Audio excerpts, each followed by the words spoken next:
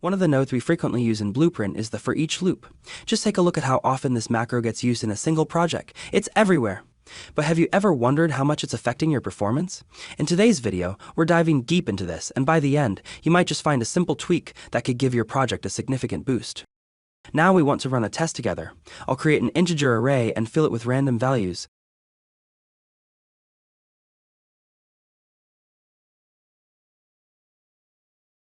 Next, I want to create a function and call it multiple times within the tick loop. Inside the function I just created, I'll use the ForEachLoop node for the array we made. I'll also set a value afterward just to ensure we're performing some operation on the array and it's not empty. In the end, I'll have an array of 100 elements that gets called 1,000 times. I'll run the project in standalone mode so that the nodes execute in the most optimized way. End the game. I can use stat.start file to record the performance metrics.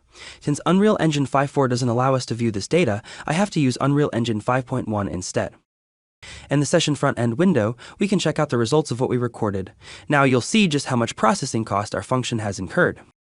In this section, we can see several internal functions that have been called numerous times.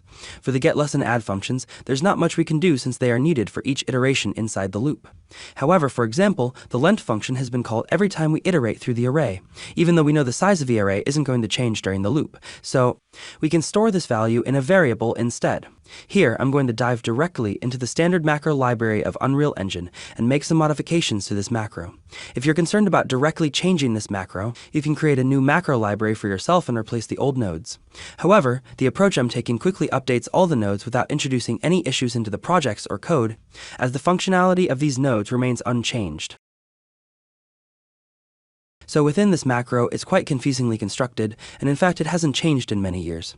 First, let's clean it up a bit.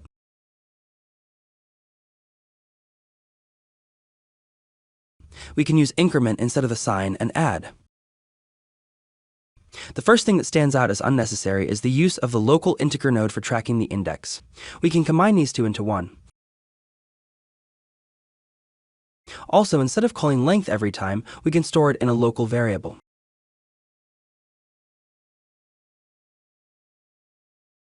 Let's go check out the results of our changes. You'll notice how much less it costs to call length now. We've also seen a slight optimization in self, as we've eliminated an unnecessary assign node. Let's move on to the get node. The get node is used extensively throughout projects, but many people don't realize that it creates a copy of the variable, which can be costly. Additionally, if you pay attention, when using the ForEachLoop, we often connect multiple outputs to the element pin. This means we have to call get for each of these connections. This can lead to unnecessary overhead in our performance. Let's explore how we can optimize this. We can easily eliminate the getACopy node and replace it with getAref instead. This node is much more efficient since it doesn't require making a copy. It directly references the variable. Plus, here we're dealing with a simple integer array, but if we were using larger structures, copying those each time would incur a much higher cost. Let's take a look at the results. We've eliminated the get function, and we've significantly reduced the overhead. Let's do a quick recap. First, we eliminated the length function, which was costing us about 7 milliseconds for nearly 100,000 calls. Next, we increased the number of get calls to better reflect real usage, which doubled the cost of get. Then, we switched to using getAref, completely removing the copying cost.